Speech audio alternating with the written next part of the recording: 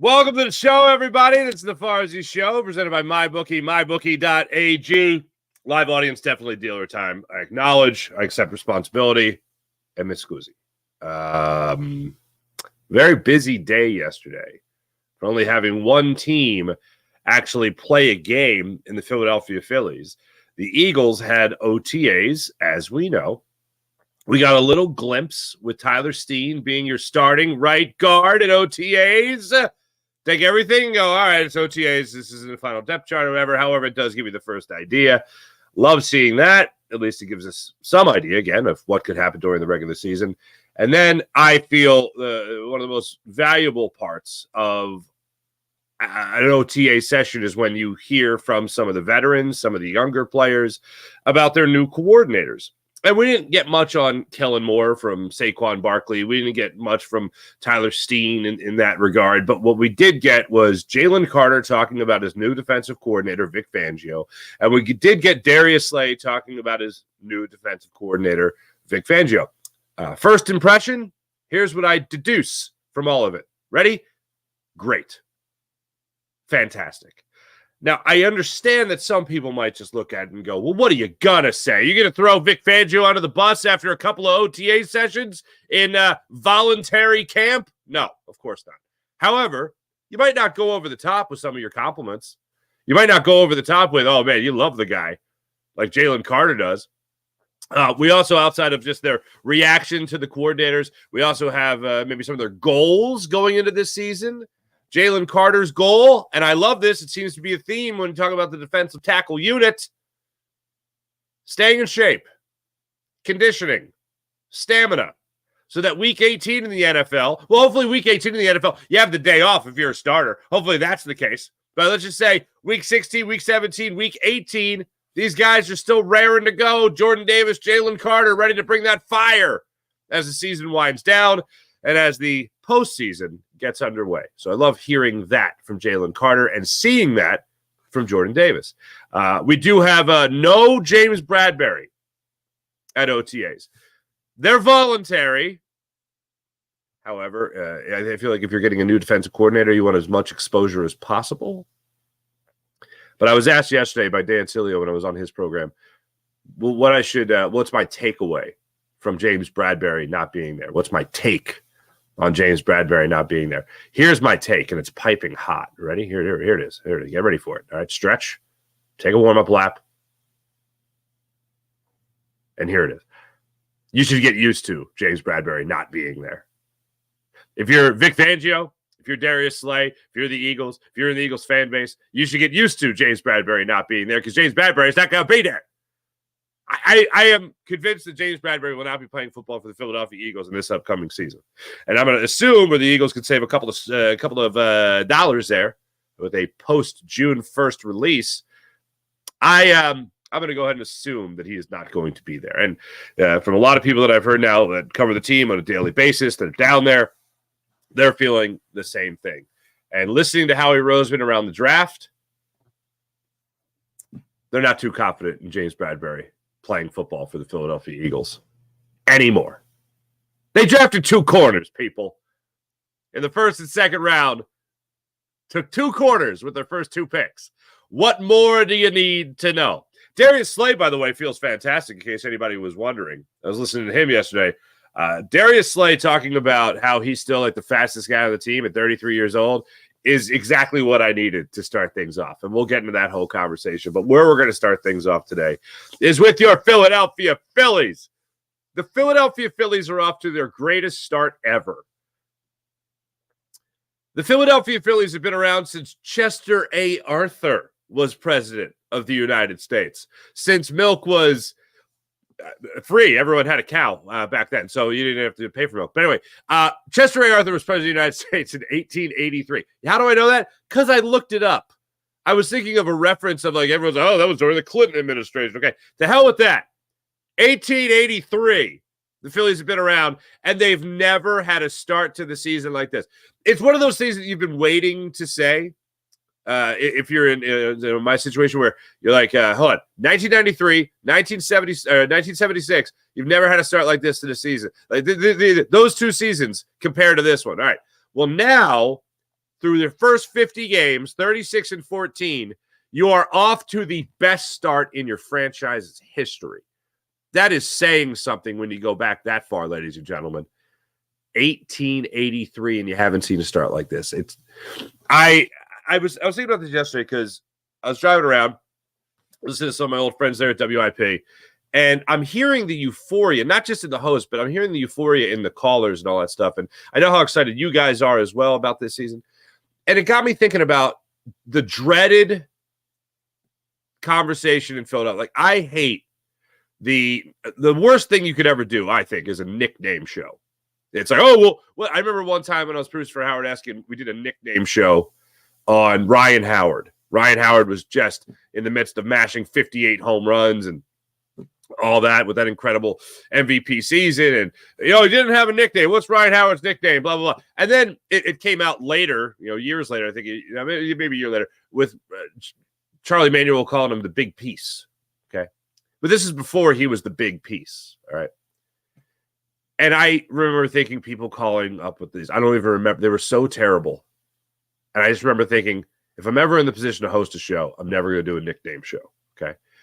But right after that, the conversation of, is this an Eagles town or is this a Phillies town? Is this a baseball town or this is a football town? I hate that conversation. It's almost for the same reason that I hate the conversation of who's more beloved, Jason Kelce or Brian Dawkins. It's like, why are you giving me Sophie's choice essentially here? Why can't I just love them both? Why can't it be all love?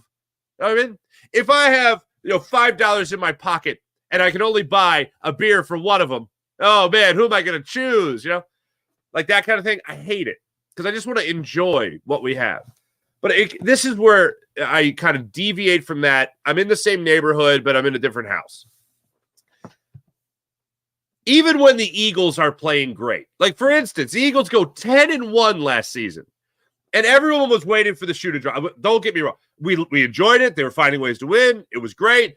But I think most people that were being somewhat rational were watching that start to the season, 10-1 with the Eagles, and they were going, I don't know. And what I'm saying is they didn't allow themselves to get caught up in it. I don't think anyone rationally looked at the Eagles at 10-1 and go, they're going back to the Super Bowl. This is a team that'll go to the Super Bowl. And I think the reason was because in football, you have to kind of keep things more rationalized than in baseball. In baseball, you can afford in the first 2 months of the season where you're having the greatest start ever. Now, factually speaking, you can afford to look at it in the greatest start ever and go, this is amazing. We still have 4 more months and so many more games, 110 more games, 102 more games to go, oh, wow, this is pretty fantastic here. 112? What the hell? I'm terrible at math. You still have a long way to go. That's what I'm saying. So you can afford to get caught up in something great. Just like if the Phillies were terrible, you can look at it and go, all right, they're terrible, but they still got 4 more months to prove that they could be better than this. But what's really amazing is that when you talk about just starts to the season, isolated starts to the season, and not entire seasons, I hear so many people just embracing the euphoria, which is the drum I've been just banging away at for the last couple weeks. Where if I'm throwing out these years of 1910 and 1916 and all this, you got to just embrace all that is surrounding you when it comes to this Phillies team. So although it's not, is it an Eagles town or Phillies town or whatever, why are we able to embrace this with such euphoria? When you look at a 10-1 Eagles team and you go, yeah. Is it because we know that just the very next week it could be a totally different story? The Phillies could lose 6 in a row, and they still at least be one of the best teams in baseball. Like, think about that. The Eagles, they pretty much did lose 6 in a row. We found out, well, they were not. They were very close to that, and we found out, wow, they're really not that good. We found out then that finding ways to win is a great story for a couple of weeks, and then when it becomes the MO of the team, it's like, well, can't you just control a game? Can't you just dominate a game? Can't you just improve your scoring differential there. That'd be nice. Like the Phillies right now, for instance. 11-4 last night. That's pretty damn good. And already one of the best scoring differentials in all of baseball. They might actually take that over now over the Dodgers. I meant to check that, but yeah, I'll look it up later. That's pretty remarkable. We'll get into the game, but the story is the fact that the Phillies are off to their greatest start ever. Rob Thompson, after the game, if you didn't see this is exactly the mindset you want to have from your manager on the Phillies starting out. On pace for 116 wins. Rob Thompson yesterday asked by Matt Gelb of The Athletic about what this hot start means for the franchise. You talked all offseason, all spring about just a better start. So this is the best 50-game start since the 2001 Mariners. What'd they do? They won 116 games. They were pretty good. They won on what? 116. 116. But what'd they do at the end? They did not win the championship. That's right. So you got to keep going.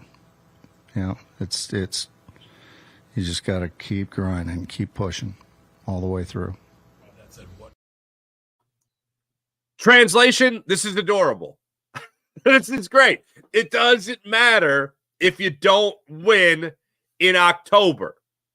This is great. It's nice. We can hold on to it for a second and go, oh, okay, cool. But I'm sorry, what did they do? They won 116 games in the regular season, and then what happened? Oh, did they barely get out of the first round of the playoffs? Oh, okay. Oh, did they get just pushed, not swept, but pushed out of the playoffs by the New York Yankees in a 4-1 series win by the Yankees?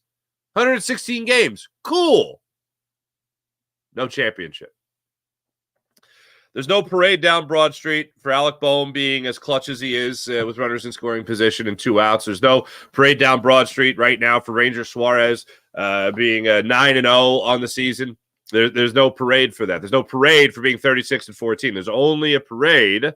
The city only gets a party, a day-long party that we get to really dine on for 6 months. We don't have that for 36-14. But here's why it's so relevant. This isn't what the Phillies have done.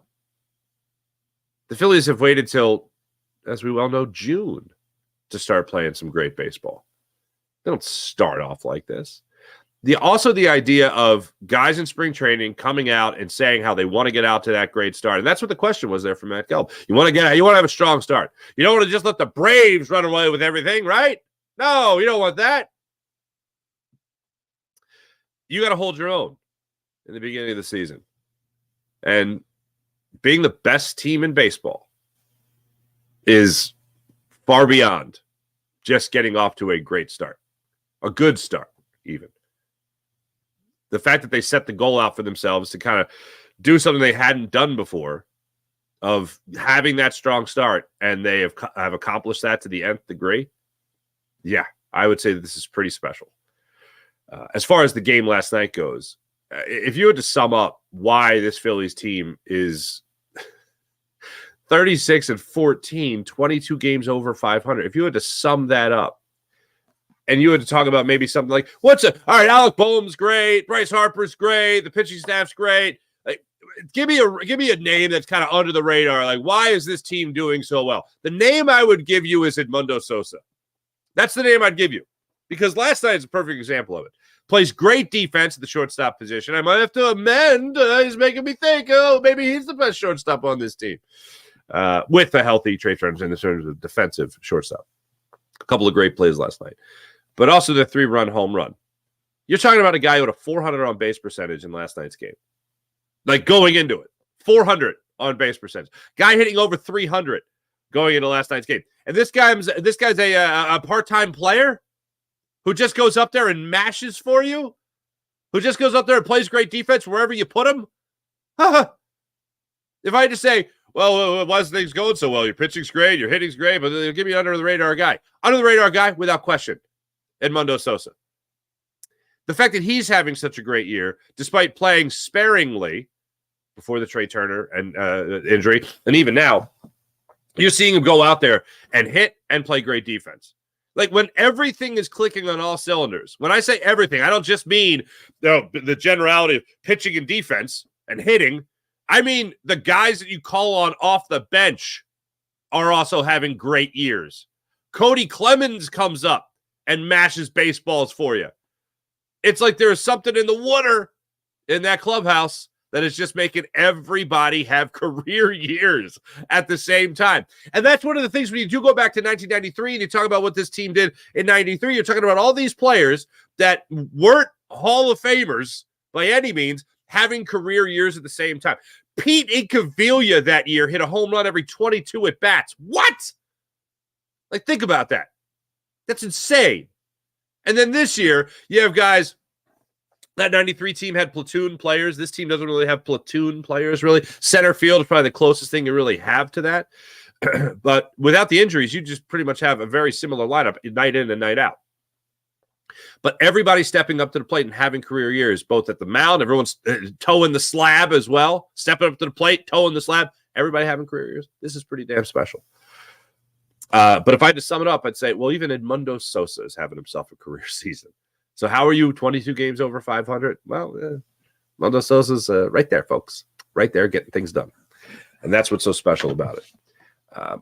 As far as the game itself last night, Edmundo Sosa comes up with a 3-run home run. JT Realmuto comes up, gets his sixth home run of the season. Gave the Phillies a 3-2 lead. Edmundo Sosa makes sure they didn't waste an opportunity with 2 men on.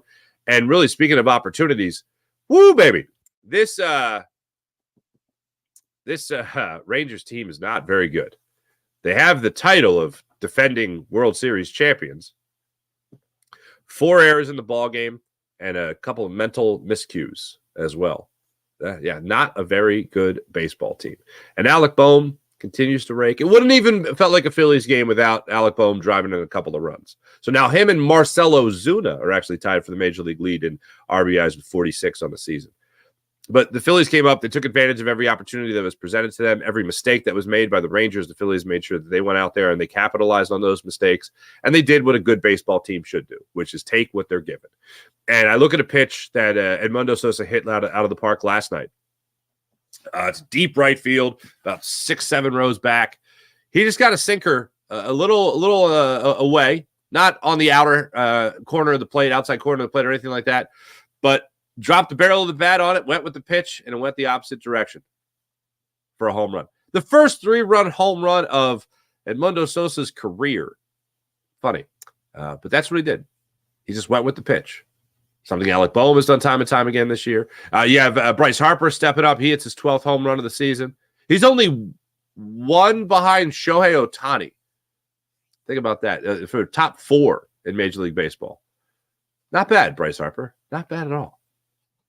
It really is just something to marvel at right now when you think about this Phillies team and how they have started things off. They will go for their 7th series sweep of the season today. Zach Wheeler gets the ball. The Phillies have not swept a series. They swept 7 series in all of last year. And then here we are on May 23rd. The Phillies about to get their 7th sweep of the season. They'll go for that today with Zach Wheeler on the hill. 1:05 start time, by the way. Make sure you catch me on the postcast as well. We've had this influx of numbers. We just got over 100. New channel, of course, but we got over 100. I was at 98 last night, going into the show, going into the postcast. We got out and we were at 162. I said, "All right, guys, by the time we're done, I want at least we got 2 more. We need 2 more subs." And we got to. By the time I closed out, we were like at 106. And then when I checked it this morning, we're at 165. So we had a good night in terms of subs for that channel. So for your postcast needs, breaking down the Phillies, yours truly on the Locked On Sports Philadelphia YouTube channel. I appreciate the support from you guys. Thank you. I just continue to be in awe of this team. Absolutely in awe of this Phillies team. And it's just got great vibes. I got great vibes after following everything at OTAs yesterday. I got great vibes after, of course, the Phillies game last night. Did not have such great vibes with Tyrese Maxey being left off the All-NBA team, but I kind of get it. It's kind of hard to argue with some of the other guys on that squad, especially when and I know it doesn't factor into it in terms of the actual voting, but you can't help look at guys like Anthony Edwards and go, damn, son. Tyrese Halliburton really coming alive in that playoff series as well. You just look at guys and you go, Devin Booker, like, these are pretty good guys. If you're going to get snubbed, these are guys that get snubbed by, I guess. But yeah, everything else, nothing but good vibes. Nothing but good vibes. Let's keep the good vibes going. When it comes to addressing the media, there's a couple of things that I was looking at yesterday that I really wanted to hear. Saquon, I didn't know Saquon Barkley was going to address the media. I assumed Darius Slay would address the media, being that he was there. And I wasn't sure if Jalen Carter, if we'd hear from him right out of the gate. But guys that we heard from yesterday were Jalen Carter, Tyler Steen, Saquon Barkley, Darius Slay. I feel like I might be leaving one out, but those are the guys that really jumped to mind. Steen talked about he's still got a lot to work on, but at least feels like right now the right guard job is his to lose, which is the mindset you want from a player at least. The Eagles aren't going to go out there and just be like, by the way, Tyler Steen's our number one. Okay. But he's going to be working on that position. Good for him. But the one I wanted to really hear about was kind of the interaction, especially because at the end of the season last year, there was the reports coming out from Omar Kelly in Miami, writing about, I think he's with the Miami Herald, if I'm not mistaken. Omar Kelly writing the story about how Vic Fangio rubbed a lot of players the wrong way in Miami. Okay, fine. Well, they asked Jalen Carter about his first impression. Young Jalen Carter about his impression of Vic Fangio running the defense. And here is what Jalen Carter had to say about his new DC. Vic, I love Vic, man. Old school, man. He's fun to talk to. He's a good coach. I heard a lot of good news about him because I was in Miami working out. So I had a couple Miami players out there. I was talking to them. So I heard a lot of good news, and they're saying a lot of good stuff. See that? All right. Nothing but good news, baby. As I said yesterday, you never get never get a second chance to make a first impression. Huh? We got into this yesterday as well, Sills and I. It's like I'm almost glad that things are coming out so negatively because that gives Vic Fangio such a great opportunity to very simply, all right, expectations are everything. This gives Vic Fangio a very easy road to not be a dick. Okay? All he's got to do is be like, hi, how are you? And players are like, whoa, he doesn't seem that bad. You know what I mean? Like, that's all you got to do. You don't got to, like, bring cupcakes and be like, no, I'm not that bad a guy. Or, excuse me, you don't got to bring a cannoli. You don't got to bring cannoli to these guys. You know what I'm saying? You just go out there and just be cool, man. Just be cool. I love here. This is what I love about it. Just watch the beginning of this. Yeah, I love Vic, man. Old. Look at that! Look, that's not the face of a guy who hates Vic Fangio already. That's a guy that loves Vic Fangio. Hey, how do you feel about your favorite relative? Oh man, I love my favorite relative. You know what I mean? Like that's how do you feel about your new your new defensive coordinator? Oh man, I love. You're not if you got rubbed the wrong way at all by that guy. You're not You're not beaming with pride. He looked. That's how I talk about Lil Toots. That the way he just talked about Vic Fangio is the way I talk about my 4-year-old daughter. It's just instant happiness. That I love. Like again, what are you gonna say? Oh, this guy's a jerk. I can't stand him. No, of course not. But also, if mentioning Vic Fangio is an instant smile, yeah, sure, yeah. Let's talk in week 8. You know what I mean? I get it. But if this is the first impression, if this is the first vibe being put out there, then I'm all for it. I'm all for it. Again, to highlight some of the other things Jalen Carter got into, he wants to stay in better shape, better stamina. Says he definitely wants to get better at technique and some finesse moves as well. But right now, it's all about just making sure the conditioning is on track. Because during the season, he said, during season training camp, you can go out there and you can improve on your technique. You can improve on that stuff. But right now is where you got to start with the conditioning. And make sure you're good to go as far as that's concerned. Right? I said, all right, fella. Love it. Darius Slay. We had our first dose of Darius Slay. Comes up, sits at the podium, sits at the desk. Rather, now they got the table set up there at the Novicar Complex. Sits down right away. Just wanted to get into a conversation with people rather than answer questions. Hey, how's everybody doing? Good. How's everybody? Everyone good? All right. Yeah. You feeling good? All right. I can't. I'm a sucker for a Slay press conference. Here's Darius Slay when he was asked about Vic Fangio, both the scheme and the man. How much different is it with him and his new scheme? I'm still learning it, so I ain't completely got it down pat yet because I'm still learning. And whenever it's time to game plan and understand everything. Right now, we just building the defense in, just trying to make sure we get our identity first. And and at that time we'll continue to keep getting better. Vic Fangio is admittedly an old school coach. Yeah. And I guess there was, rumors and stuff that Miami, maybe some of the guys didn't take to that. How do you think that will, go over with the locker room here? It's gonna be great, man. If you've been looking, like, it's just our team is built on like leadership and guys that's always willing to go out for the other guys. So, man, I think he's a guy that just go build the team up, coming here with great energy. He's been a guy that's been in the room with a lot of great vets. And so, like, you got a team full of vets that's been on a lot of coaches. And I think not one time, like, since I've been here as an Eagle, like, somebody had something bad and negative to say about a DC, because we always, go hard for them. It doesn't matter who it is, because we want to win. So, I don't know what that happened over there, but from my point of view over here, it's just, he's a great dude. I've been hearing nothing but great things about him, because I used to watch, like, Akeem Talib and all them guys and corners that played under his system, and they always talking highly on him. All right, we're off to a great start. We have the good first impression down. This is all going well.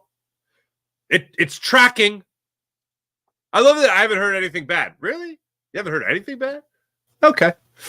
But they're taking it, and they're going to get their own opinion. They're going to have their own experience. No matter what somebody else said, no matter what somebody else's experience was, they're going to have their own. They're going to have their own. Good. I'll take it at this point. And I also love that Darius Slay's there. One of the main talking points of his press conference was repeating themes of the press conference yesterday for Darius Slay is how he is physically, he's there, obviously, for OTAs when it's voluntary, and he's a veteran. That's good, obviously a positive. But then the other thing, he's also going to be there and continue to be there for Quentin Mitchell and for Cooper DeJean. Seems like he really loves both those guys. He said his door is open to Quentin Mitchell. Hey, move in. You want to move in? Come on in, fella. Also really impressed with the athleticism of Cooper DeJean. But probably the best part of Darius Slay's press conference was when he was asked about his knee. He was asked about his age. He was asked about what he has left in the tank. And here's how Slay answered that. What does it feel like? I mean, you managed the D last year. Oh, shit, man. I done got it cleaned out, so I'm feeling great. I honestly feel like I'm like 25 again, feeling good. I came a couple of times in OTA before we put 7-on-7. Guys wanted to race. Guess who won? The 33-year-old guy. You know what I'm saying? I just let them know, like, the wheels are back. So y'all better be ready. How many more do you think you have left in you? Oh, shit, not too many now. I ain't going to keep playing. I'm going to let these young guys eat, So that's what I'm here for, to make sure these guys get there. And when my time is up, it's up. I'm ready to be a full-time daddy and stuff like that. I got a daughter that's running track, ready to have my track hat on, and I'm trying to get into tennis, too, so I could be like a tennis dad and all kind of great stuff. He wants to be a tennis dad, folks. All right. Hey, Saquon Barkley was talking yesterday about how he wants to get better at golf. He's like, obviously football first, but then I want to get better at golf, too. Jake Elliott, by the way, is the ringer in the clubhouse. Oh, man, Jake Elliott. People fear Jake Elliott on the golf course. Love that he's healthy. 33-year-old man winning races. Have at it. Yeah, I really can't wait for this season to get underway. And, as much as I'm enjoying the Phillies season, can you imagine the Phillies? Let's just live in this world for a second. It's October 1st. What would the Eagles have an opportunity to be by October 1st? Would they be 4-0? 3-0 by October 1st? Let's just live in that world where they're great and the Phillies are a 116-win team.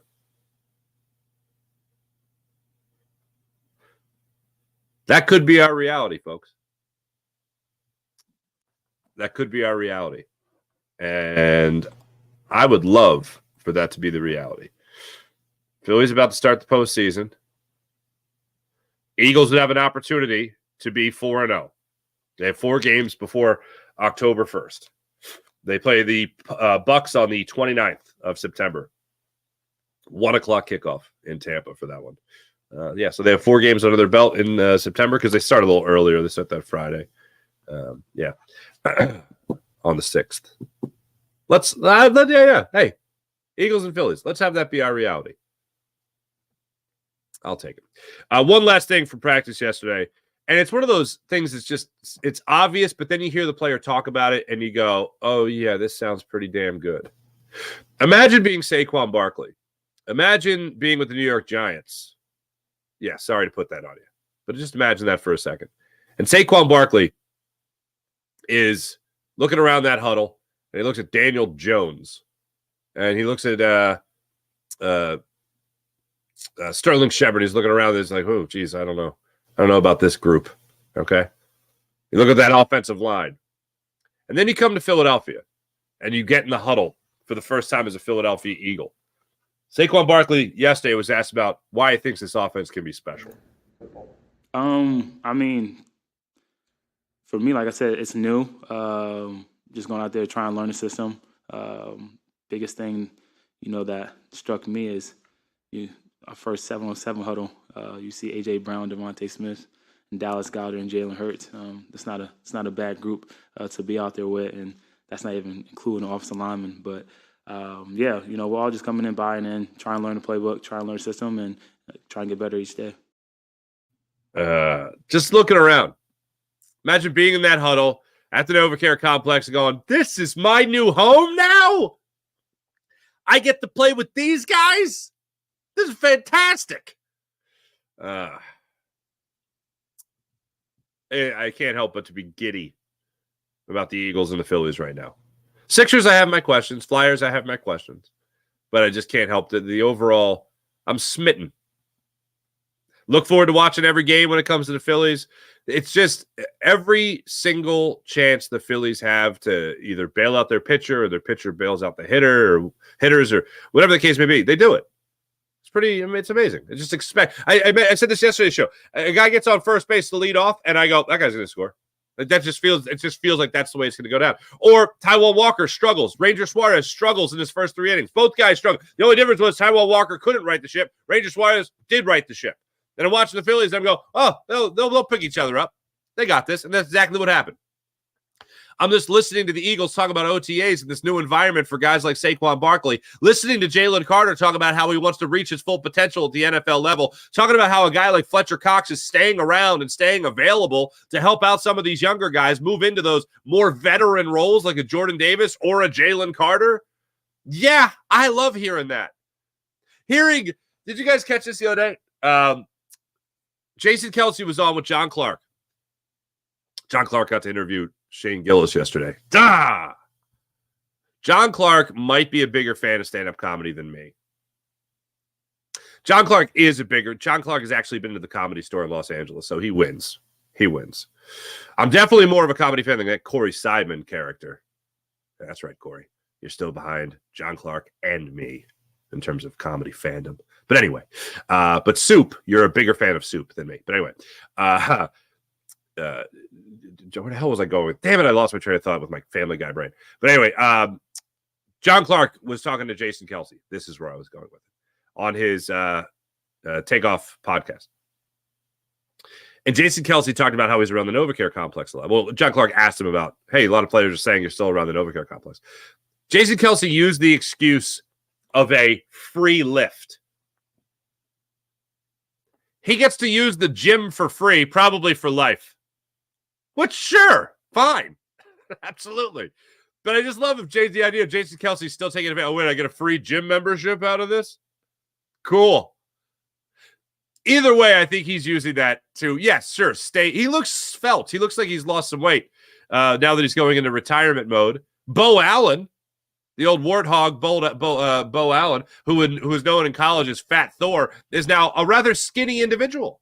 These guys getting their post-career playing bods. But Jason Kelce gets a free lift at the NovaCare complex. I think it's more so to keep tabs on what the hell's going on at the NovaCare complex than anything. The guy can work out anywhere. But he still goes there to get a free lift. I love the idea of that. But yeah, these guys, these veterans, these now retired NFL players, Eagle legends, Fletcher Cox and Jason Kelce, still around the locker room. How do you not love this? Guys that are done playing still want to be around it to help some of these younger guys reach their full potential. Fletcher Cox still arm around the interior defensive lineman and Jason Kelsey's still around when it comes to this offense. How do you not love it? Love every second of it. Almost as much as I love. All right, fine. More than I love the Gametime app. Download the Gametime app to your phone. Use promo code Farzy. Take advantage of all they have to offer. When it comes to the big game, when it comes to the big concert, the big event, the big comedy show, the Gametime app has got your back when it comes to getting your tickets. You can view your seat before you buy it, a full panoramic view of what you're buying. You also can take advantage of the Gametime guarantee, which means if you find tickets in the same section or row for less money, same section and row for less money at another site, another app, Gametime app will get you back at your account at 110% of the difference. And all you got to do is create an account, download the app, create an account, use promo code Farzy, and they'll save you even more money when you use promo code Farzy, as they'll give you $20 off your first purchase on the Gametime app. There's also all-in pricing. So when you go to check out, you're not surprised by, whoa, these $40 tickets were now $50? How'd that happen? Wildly inconvenient convenience fee? I don't think so. Not on the Gametime app. So download the app, create an account, use promo code Farzy, and get $20 off your first purchase on the Gametime app. Also, make sure you guys are taking advantage of MyBookie, mybookie.ag. Download the MyBookie app to your phone and have yourself a good time and bet on all there is to bet on in the world of sports, also the world of television, also the world of politics on the MyBookie app. Download the app, create an account, use promo code Farzy, and get up to $1,000 redeemable cash bonus at MyBookie, mybookie.ag. How about PHL Sports Nation, Philadelphia Sports Nation, enhancing your Philadelphia sports fan experience across all social media and blogs? That's phlsportsnation.com. The Phillies won last night, 11-4. We mentioned that. The Atlanta Braves also won last night, so they stay 6 games back behind your Philadelphia Phillies. With their win last night, the Philadelphia Phillies are now a plus 90 in run differential. The next closest team is the New York Yankees at 79 run differential. The Braves are at plus 48. In the National League, the LA Dodgers have a 77 run differential, plus 77 run differential. So, yeah, the Phillies are doing much better. They won 8 of their last 10, as to be expected. And I still can't believe it when you talk about this Phillies team. Obviously, it's mind-blowing that they're 36-14. But also to think that if they complete the sweep today, then they have swept as many series as they did all of last year. That's just insane. That really puts it in perspective as well. Let's get into the chat check and see how you wonderful people are doing on this fine Thursday morning. Some thunderstorms this morning in the Philadelphia area, so make sure you guys get out maybe in the afternoon and have yourself a good time. Jason A., what's going on? Nice to see you. Fuji, what's going on, Fuji? Great show with Sills. That was fun with Sills. Sills had such okay, speaking of people that might love comedy more than me, I think Sills might love being Italian more than me. He threw out a white sauce reference to Nick Sirianni. Here's my problem with Sills, okay? He's Sicilian. Now, Sicily, for those that don't know, is the island next to Italy. All right, I don't mean to mansplain it, but that's just for those that don't know. And Calabria, where my dad's family's from, is the foot of the boot. Now, I've never even heard a Sicilian before Sills describe any part of mainland Italy as, quote, northern Italy. Northern Italy is known for white sauce, okay? Northern Italy is known for white sauce. Southern Italy is known for your red sauce. Like, generally speaking, Rome and below, red sauces, okay? Gravy, okay? Marinara, mostly known for the red. Really, when you break it down, Northern Italy really refers to as the mushroom on top, or as the ancient Romans would call it, I think the cork. Yeah, the cork. because they believe that the Alps would protect. Anyway, I'm going way too into the weeds with this. But anyway, he threw out a white sauce reference on Nick Sirianni, who is, like myself, Calabrese. Okay. I started laughing my ass off because I said, Sills, that is such a specific reference. I hope at least a couple people get it. But yeah, that was fun. Anyway, other than that, thanks, Fuji. That was a fun interview to do yesterday. April, good morning, April. IBH, good morning. Jason, how about our Phillies? Sean Kilray, good morning. Phillies running out of superlatives. I love that superlative. To describe the Phillies. I really am. I was enjoying the Flyers run. And obviously it ended not good. But I was enjoying the Flyers run. And it's a similar feeling that I have right now with the Phillies. I'm just kind of basking in it all. And I just got good vibes surrounding the Eagles as well. I'll show this picture one more time. This, to me, is a huge reason as to why I'm optimistic about the Eagles. It's because you look at a guy like this, and Jordan Davis, who, you got to use the word svelte. It's just little things like this. Like, you could have great seasons from great play. Like, Bryce Harper could have 20 home runs now and bat 290. I don't know. Be in the running again for another MVP season. And that'd be nice. But when the guys that are kind of a little bit more under the radar, when they're at least giving you good vibes, like Jordan Davis looking like he's in shape, guys like Edmundo Sosa hitting baseballs for you as well as he's been hitting baseballs and playing in the field as well as he's been playing, it's the things like that that just make me go, this is incredible. If everyone has a career year, including Cody Clemens and Edmundo Sosa, this is the year you look back. The year the Phillies won the World Series in 2008, Greg Dobbs had a career year as a pinch hitter. Like, little things like that. Those are the things where you go, wow, everything is really working. Everything is really working. That's what makes you feel fantastic. And yeah, I am running out of superlatives as well to talk about this Phillies team, but man, you're just in love with it. Absolutely in love with it.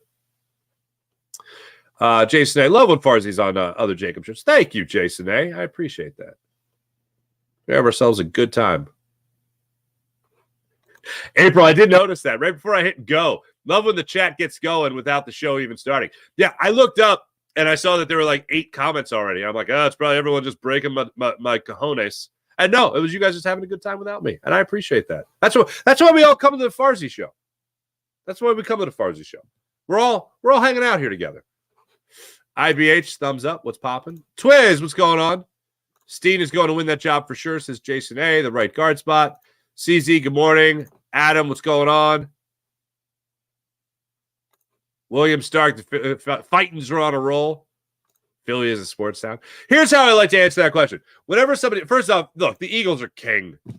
That's just, Eagles are king. The only time in my lifetime when the Phillies threaten the Eagles as the number one. Now, I'm told, because I don't remember it, I'm told, like Rhea would always talk about this, Rhea Hughes, when she was growing up, like in the 80s, it was a Phillies town, and the Eagles were just there. Well, now the NFL is king of the land, okay, by far in America. But the only time in my lifetime where the Phillies, when I remember the Phillies really threatening the Eagles was 08, 09, 2010, 2011. Because the Eagles were kind of really putting a bad taste in people's mouths. They really needed to be done with the Andy Reid era, and the Phillies were on the upswing, man. They had just won a championship. The Eagles had only lost conference championships and won Super Bowl in that span. They lost one Super Bowl. Let me say it slower. So the Eagles were really pissing people off. And I remember, I'll never forget this. I remember I was filling in. And I said, if you really want to grab the Eagles' attention that they need to change things, start going to Eagles games wearing Phillies attire. Because that'll really piss them off. You want to get their attention? You want to make some change?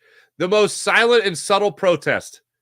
Go into an Eagles game wearing a Chase Utley jersey, Ryan Howard jersey, Cole Hamels jersey, Roy Halladay jersey, Cliff Lee jersey. Go to an Eagles game dressed as a Phillies fan. That'll make some heads roll in the front office. And I remember people like, you can't do that. You can't. Oh boy. I think we had just gotten the Eagles at the time on the radio, if I remember correctly. Yeah, it was controversial. Anyway, it got shot down, unfortunately. But some people liked it. But yeah, so I like to say, is it a Phillies fan or an Eagles fan? I always like to say we are whatever team is pissing us off the least. We're that town. If the Eagles are really pissing it off, screw them, go Phils. Phillies suck, screw them, go Birds. That's the way I look at it. But I will say, the Phillies and the Eagles are the teams that take over the city. Flyers playoffs, you'll see I remember back when the Flyers would make the playoffs. I remember that's where you'd see a lot of the Flyers flags waving from people's cars, or like get flyered up on the back of people's station wagons. It's a very specific memory. But yeah, stuff like that. Oh, look, Jason A, sum it up great. It's a baseball and football town at first, then the other two sports come in. Yeah. Phillies are the 26th team since 1901 to start 36-14 or better through 50 games. Of the previous 25, 11 have won the World Series. That's actually higher than I thought. Well, no, actually, because back in the day, you go back to 1901, and there was no you have the best record. You're in the World Series. Sean Kilrain, that's interesting. I didn't see that. That's pretty wild. 26th team since 1901 to start 36-14 or better through 50 games. Hot damn.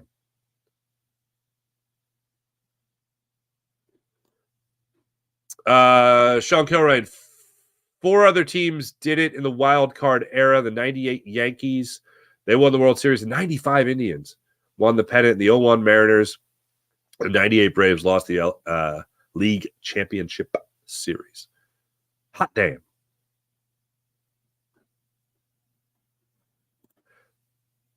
Jason A, it's been a breath of fresh air with our Phillies, and I want that parade. We all want that parade. We need that parade. Michael Lone, what's going on with the Eagles? We knew what we were looking at. They were struggling to get those wins, but the Phillies are dominating on both sides of the ball. Yeah. See, the thing that drove me crazy, where did the Eagles finish? So the Phillies are obviously, I just mentioned it, they're at 90. They're at a plus 90 run differential. The Eagles at the end of last season, and this is where I'll say it's not everything, but it's important.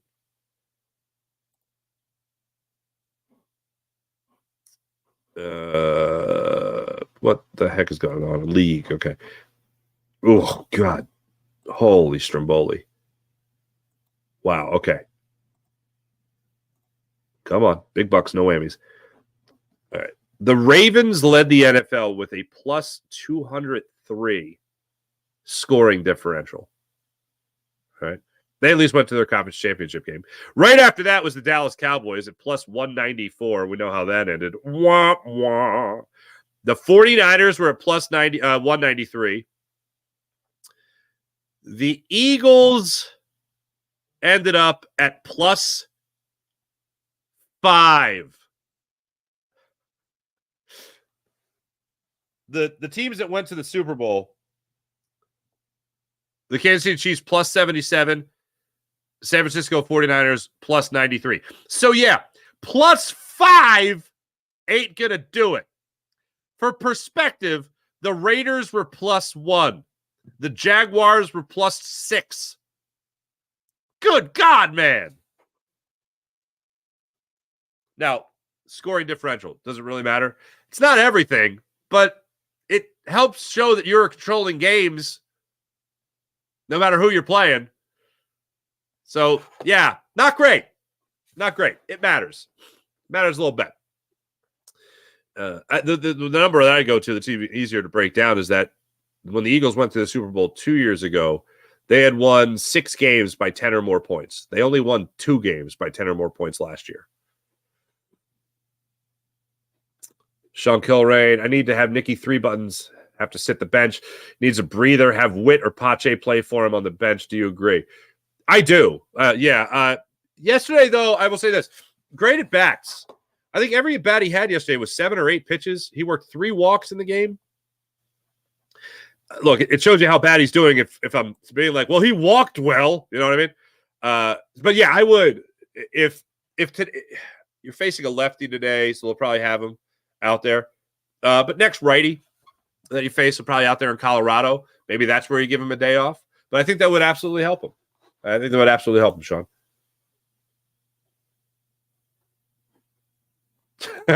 IBH, we're not used to this. We need to learn how to just enjoy the ride. I'll say this. Through the first 2 months of the Phillies season, this has been the most I have experienced in a fan base of Philadelphia. This has been the most I've experienced people just enjoying the ride. Speaking of getting used to something, I'm not used to that. People just enjoying the ride that the Phillies are providing for them right now. Oh, here we go. Sean Kilder. They got the trade deadline. Yeah, Mason Miller with the A's. Mick Abel, Justin Crawford, Devin Salterman. What? No one would not pull the trigger on this trade. The Phillies right now are not in desperation mode. Like, here's the thing. The Phillies could honestly go into the playoffs with what they have right now. Like, think about this. 36-14. Trey Turner hasn't played since May 4th. They are 36-14 on the season. I look at this team, and there is nothing about this team that makes me panic. There's nothing about this team that makes me go, oh, well, they gotta. They need to. They have to if they expect to blah, blah, blah. So, like, let's look at the back end of the bullpen. Seventh, 8th, and 9th inning is really what you got to worry about. Matt Strahm, Jeff Hoffman, Jose Alvarado. I feel pretty good about that. Now, I would love for them to add. Don't get me wrong. I'm not saying they're not without need. But I'm saying there is no pressing thing right now that I'm looking at with this Phillies team going, oh, boy, they're going to go in the old pooper if they don't do this. You know what I'm saying? That's where I'm at right now. So, no, I would not pull off that deal. Now, get me at the trade deadline, and I'm like, oh, God, give everything. I'll give you the whole city of Reading. Just kidding. I love Reading. Reading's a very nice baseball town. It's baseball town's member. Lincoln's Hawk, where you been?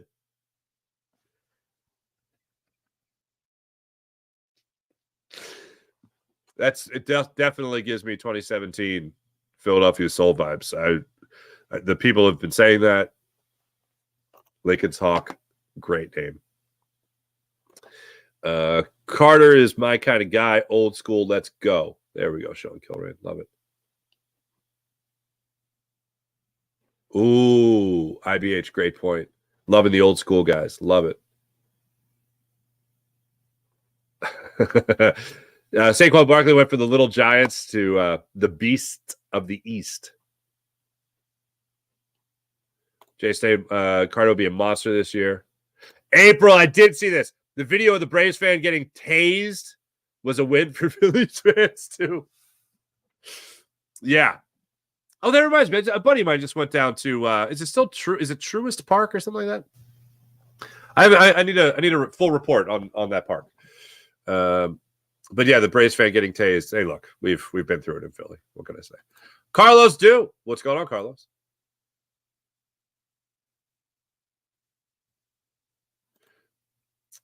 Nooms for 9. What's going on? Phillies will have a different challenges in September and October. Yeah. William Farzy, you basking in the light of the midnight sun? I don't know. Do I look tan? No. Yeah, basking at all. I don't know why that gives me. You ever dance with the devil in the pale moonlight? I don't know why that gives me that vibe, but it does.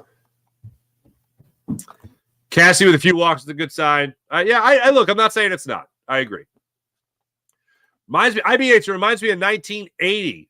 All the teams went to the big show. Yeah, that's right. Phillies won, but what a great time. Yeah, the Eagles lost to the Raiders. Wah, wah. Flyers lost the Cup. That wasn't Leon Stickle. That wasn't the Stickle year. That was like that was mid 80s. Yeah, I'll take your word for it. The Sixers. Somebody sent me. Oh, my cousin Michael sent me a. He was at he lives up in North Jersey, and a neighbor of his just decorated his bar. Beautiful, like Irish pub setting, mahogany. You know what I mean? Beautiful bar. And the guy turned his garage into this like Irish pub. And he's a Philadelphia sports fan, and he was going around. He had a Stefan Wisniewski jersey on the wall. I said, it was next to the Donovan McNabb jersey and then a Stefan Wisniewski jersey. And I just said, tell your boy that I am so impressed with the Stefan Wisniewski jersey. And then he took another picture, and it was the 1976, I believe, 76ers. It was, I think there were Coca-Cola cans. This was my favorite thing. Like, of all the sports memorabilia, and there's some great sports memorabilia, but they don't really do this anymore that I know of. But it was like have the collector's set of the like tasty cake boxes of the 1980 Phillies or something like that.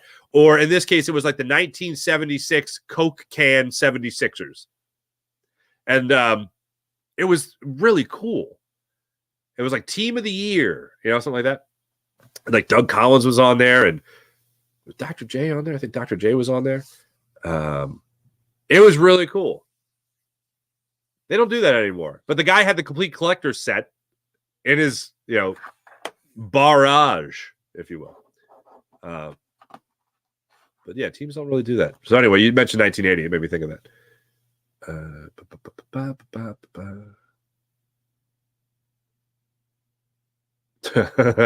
Eagles between 82 and 86 really were just there. That's funny. Charlie and the Phillies probably bought Andy a couple of years. Yeah, maybe. WC, sadly, I'm overdosing on the Phils because last season I was so sure, but the rug was pulled from under me. Yeah. Oh, you're not overdosing on the Phillies. Oh, okay. Still enjoying the excellent start. All right. Multiply margin of victory by strength of schedule. All right.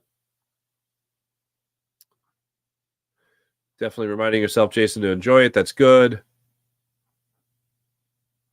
IBH was Stickle. Okay. Wait. Wait, hold on a second. 1980 was Leon Stickle or mid-80s? Hold on. Let's get an official ruling from the internet. Oh, here we go. I love that he has his own Wikipedia page.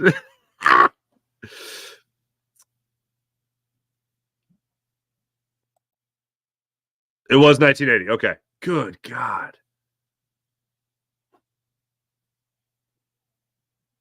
May 24th. Wow, May 24th, 1980. Tomorrow.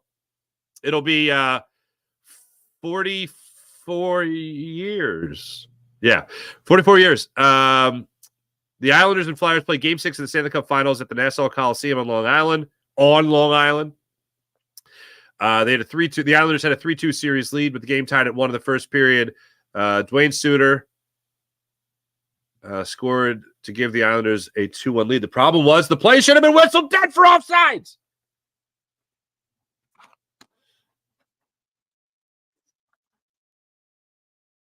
Wow. Oh, wow. I really triggered some people. It was absolutely Leon Stickle. I know the anger's directed at Leon Stickle, not me. I get it.